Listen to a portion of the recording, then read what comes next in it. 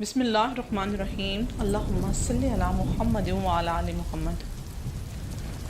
کائنات کے نورانی سلسلے میں سب سے بلند مرتبہ ہستیاں وہ ہیں جو خدا کے منتخب کردہ معصومین ہیں، جو گناہوں سے پاک ہیں، جو خطاؤں سے پاک ہیں، اور انہی معصومین میں خاتم المرسلین حضرت محمد مصطفیٰ صلی اللہ علیہ وآلہ وسلم کی لخت جگر، ان کی جان کا ٹکڑا، ان کی آنکھوں کی ٹھنڈک اور جنت کی عورتوں کی سردار سیدہ فاطمہ صلوات اللہ علیہا وہ ہستی ہیں جنہیں خدا نے نور محمد مصطفیٰ علیہ سے خلق کیا۔ سبحان اللہ۔ آپ سلام علیہ کی ولادت مکہ میں 5ویں بعثت کے بعد ہوئی، اور آپ کا بچپن والدہ حضرت خدیجہ الکبریٰ سلام علیہ کی گود اور رسول خدا صلی اللہ علیہ وآلہ وسلم کے سائے میں گزرا۔ آپ علیہ السلام وہ بیٹی ہیں جو اپنے باپ کے دکھ درد میں سہارا بنتی تھیں۔ اسی بنا پر رسول خدا صلی اللہ علیہ وآلہ وسلم نے آپ کو ام ابیہا کا لقب دیا، یعنی اپنے باپ کی ماں۔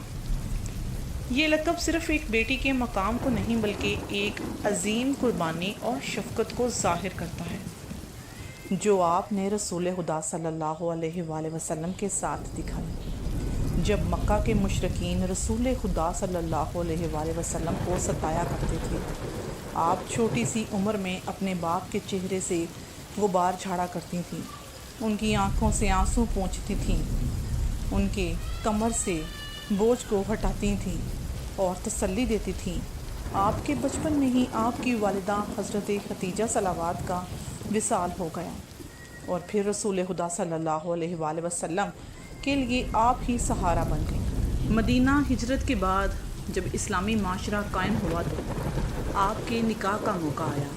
نبی کریم صلی اللہ علیہ وآلہ وسلم نے اپنی بیٹی کو دنیا کے سب سے عظیم انسان حضرت امام علی علیہ السلام کے ساتھ رشتہ ازواج میں دیا۔ شادی کے موقع پر رسول خدا صلی اللہ علیہ وآلہ وسلم نے فرمایا، اے فاطمہ سلام علیہا، اللہ نے تیرا نکاح اپنے سب سے محبوب بندے علی کے ساتھ کیا ہے۔ اس ازواج سے کائنات کی سب سے عظیم نسل یعنی کہ حسنین قریبین اور زینبین پیدا ہوئی۔ لیکن افسوس کہ رسول خدا صلی اللہ علیہ وآلہ وسلم کی زندگی کے آخری ایام میں ہی یہ اشارے ملنے لگے تھے کہ ان کے بعد ان کی بیٹی پر بے شمار سختیاں آئیں گی۔ نبی صلی اللہ علیہ وآلہ وسلم اکثر اپنی بیٹی کو دیکھتے اور روتے۔ آپ ارشاد فرماتے، اے فاطمہ، میرے بعد تم پر امت ظلم کرے گی۔ اور جب رسول خدا صلی اللہ علیہ وآلہ وسلم نے اپنی آخری بیماری میں کاغذ قلم طلب کیا تاکہ امت کو گمراہی سے بچانے کے لیے ایک وصیت لکھ کر دیں، تو وہی لوگ جنہوں نے رہنمائی کرنی تھی انہوں نے صد افسوس کے انکار کر دیا، اور نبی صلی اللہ علیہ وآلہ وسلم کی موجودگی میں ان کی شان میں گستاخی کی۔ یہی وہ لمحہ تھا جب شہزادی کے دل پر پہلا زخم لگا۔ 28 صفر 11 ہجری کو رسول خدا صلی اللہ علیہ وآلہ وسلم نے دنیا سے رخصت فرمائی۔ اس کے بعد آپ سلام علیہ پر وہ مصائب ٹوٹے جن کا تصور بھی ممکن نہیں ہے۔ سب سے پہلے ثقیفہ بنی سعدہ میں خلافت کا کھیل کھیلا گیا، اور مولا علی کو جو خلیفہ بحق تھے انہیں ان کے حق سے محروم کیا گیا۔ پھر جب شہزادی نے اپنے شوہر کا دفاع کیا تو آپ پر جبر کیا گیا۔ اس کا سب سے اہم واقعہ فدق ہے۔ فدق وہ زمین تھی جو خیبر کے بعد رسول خدا صلی اللہ علیہ وآلہ وسلم کو ملی تھی، اور قرآن کے مطابق یہ فی ہے، یعنی جس پر کسی اور کا حق ہی نہیں تھا۔ رسول خدا صلی اللہ علیہ وآلہ وسلم نے اپنی زندگی میں یہ زمین اپنی بیٹی کو عطا کر دی تھی تاکہ آپ کے اخراجات اور اہل بیت کے کاموں میں مدد ہو، لیکن رسول خدا صلی اللہ علیہ وسلم کے وصال کے بعد فدق آپ سے چھین لیا گیا۔ جب آپ نے احتجاج کیا تو آپ نے مسجد نبوی میں جا کر ایک ایسا عظیم خطبہ دیا جو آج بھی خطبہ فدقیہ کے نام سے مشہور ہے۔ اس خطبے میں آپ نے توحید رسالت قرآن کی اہمیت اور اہل بیت کی ولایت کے بارے میں دلائل دیے۔ آپ نے فرمایا کہ خلافت مولا علی کا حق ہے، کیونکہ وہی اسلام کے پہلے ایمان لانے والے رسول خدا کے وارث اور سب سے بڑے عالم۔ مگر افسوس کہ آپ کی بات کو نہ سنا گیا، آپ کی باتوں کو جھٹلایا گیا، اور اس کے بعد ظلم کا دوسرا باب کھلتا ہے جب اہل بیت کے گھر پر حملہ کیا گیا۔ افسوس، مولا علی علیہ السلام کو زبردستی بیت پر مجبور کیا گیا اور آپ کے در پر دھاوا بول دیا گیا۔ آپ کے دروازے کو آگ لگا دی گئی۔ شہزادی دروازے کے پیچھے کھڑی تھی۔ دروازہ آپ کے جسم پر گرا اور آپ کے پہلو زخمی ہو گئے، جس سے آپ کی پسلی ٹوٹ گئی، اور روایات کے مطابق آپ کا بچہ شکم مادر میں شہید ہو گیا۔ یہ ظلم تاریخ انسانیت کا سب سے سیاہ باب ہے کہ وہ بیٹی جس کے احترام میں رسول خدا صلی اللہ علیہ وآلہ وسلم کھڑے ہو جایا کرتے تھے، اسے دروازے کے پیچھے کچلا گیا۔ افسوس، صد افسوس۔ اس کے بعد شہزادی کی زندگی صبر و غم میں ڈوب گئی۔ آپ زخمی تھیں، بیمار تھیں، لیکن کبھی بھی اس ظلم کے آگے جھکی نہیں۔ آپ نے مدینہ کی خواتین کو جمع کر کے خلافت کے حق اور ظلم کے خلاف آواز بلند کی۔ آپ نے اپنے شوہر کا دفاع کیا اور فرمایا کہ اگر مولا علی کو ان کا حق دیا جاتا تو امت کبھی گمراہ نہ ہوتی۔ آپ کے بچوں کے لیے بھی یہ ایام نہایت کٹھن تھے۔ امام حسن و حسین علیہ السلام اپنی ماں کے زخم دیکھ کر خاموش ہو جاتے، اور حضرت زینب صلوات چھوٹی عمر میں ہی اپنی ماں کے پاس بیٹھا کرتی۔ شہزادی اپنے بچوں کو دیکھ کر اور زیادہ غمگین ہوتی اور فرماتی کہ میرے بعد تم پر اور بھی مصیبتیں ٹوٹیں گی۔ گویا شہزادی اپنی اولاد کو کربلا کے مصائب کی خبر دے رہی تھیں۔ جب بیماری شدت اختیار کر گئی تو آپ نے اپنی وصیتیں شروع کی۔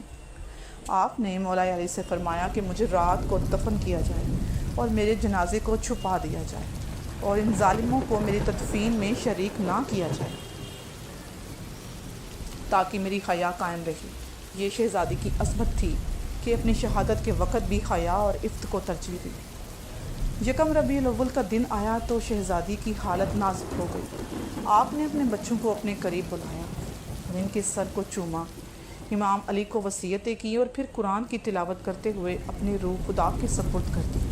اسی وقت مدینہ پر عجیب خاموشی چھا گئی۔ امام علی علیہ السلام نے اپنی شریک حیات کو غسل دیا، کفن دیا اور وصیت کے مطابق رات کی تاریکی میں چھپا دیا۔ شہزادی کی قبر آج بھی ایک راز ہے۔ کوئی نہیں جانتا کہ آپ جنت البقیع میں کہاں مدفن ہیں، اور یہ مولا علی کا احتجاج تھا کہ امت نے رسول خدا صلی اللہ علیہ وآلہ وسلم کی بیٹی کے ساتھ کیا سلوک کیا تھا۔ اس کے بعد وہ ان کی قبر کو بھی چھپا گئے تاکہ تاریخ ہمیشہ یہ سوال کرتی رہے کہ آخر رسول صلی اللہ علیہ وآلہ وسلم کی بیٹی کو چھپ کر کیوں دفن کیا گیا۔ شہادت بی بی فاطمہ سلام علیہا کے بعد مولا علی کی زندگی اور زیادہ غمناک ہو گئی۔ آپ علیہ السلام فرماتے تھے، اے رسول خدا، آپ کی بیٹی آپ سے ملاقات کو آ گئی ہے، وہ مظلوم ہو کر آپ کے پاس آئی ہے، اور پھر ہمیشہ غم میں ڈوبے رہتے ہوا۔ اہل بیت کے ساتھ جو ستم ہوا، یہ تاریخ کا ایک سیاہ باب ہے۔ اہل بیت کے مظالم پر افسوس اس بات کا ہے کہ جو امت رسول کی موجودگی میں آپ کے قدموں کو بوسہ دیتی تھی، وہی امت رسول کے بعد آپ کے در پر ظلم ڈھانے کے لیے آ گئی۔